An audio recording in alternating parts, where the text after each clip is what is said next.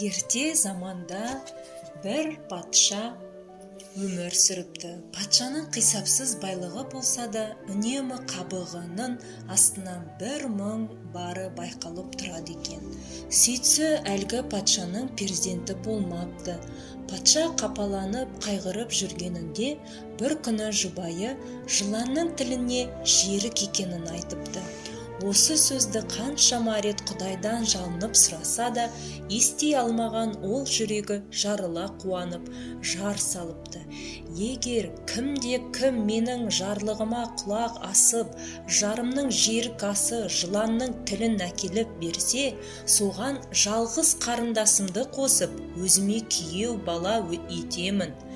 Бір ескеретін жайт, ол Сахарадағы жыландар ордасының патшасы атақты Афита әбжыланның тілі болуы тиіс, депті.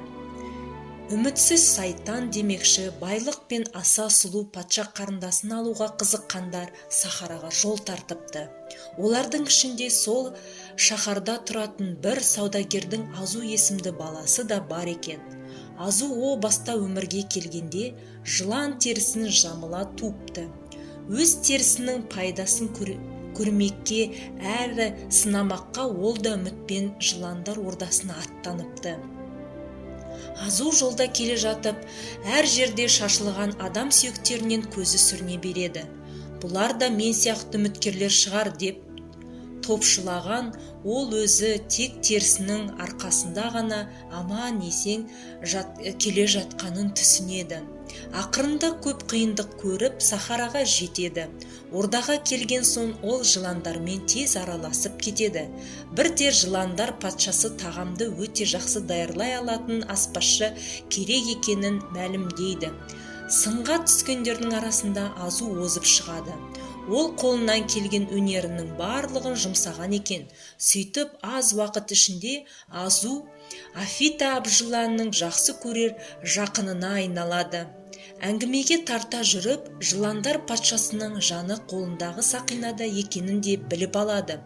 Оның Афита масаңдау кезінде айтып қояды. Бір күні Азу тәтті тағам жасап, оған ұйықтататын дәрі қосады да Афита әбжыланға жегізеді. Ол қатты ұйқыға кеткен кезде сақинасын алып қақ бөледі. Содан сол тілін кесіп алып, түн қараңғылығымен тайып отырады. Бұл оқиғаны таң атқан соң бірақ білген жыландар оны әрі іздеп бері іздеп таба алмай қала береді. Азудың оңай құтылуын себебі Сахарадан шыққан сол ол адам қалпына қайта ауысып алады. Еліне аман есен оралған Азу патшаға жыланның тілін әкеп беріп, оның қарындасына үйленеді. Ал жерік асын жеген патша жары көңілі судай тасып, айы күні жетіп ұлды болады. Ұлан асыр той жасалады. Той десе қу бас домалайды. Демекші, бұл тойға баяғы Азудың іздеп жүрген жылан да келіпті. Ол Азуды есінен танып қалып, санын бірақ соғыпты. Ішіне кек түйіп, өз ордасынан қайтыпты. Келген соң бұл жаңалықты басқаларға айтып беріпті. Мұны есіткен жыландар ашуланып, адамзаттан кек алмаққа бекінеді.